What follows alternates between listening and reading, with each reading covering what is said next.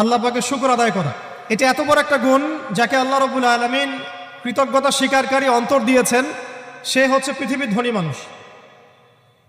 চলতে ফিরতে উঠতে বসতে সবসময় আমরা আল্লাহ পাকের নেয়ামতগুলো স্মরণ করব এবং সবসময় বলতে থাকবো আলহামদুলিল্লাহ, বলতে থাকবো আলহামদুলিল্লাহ।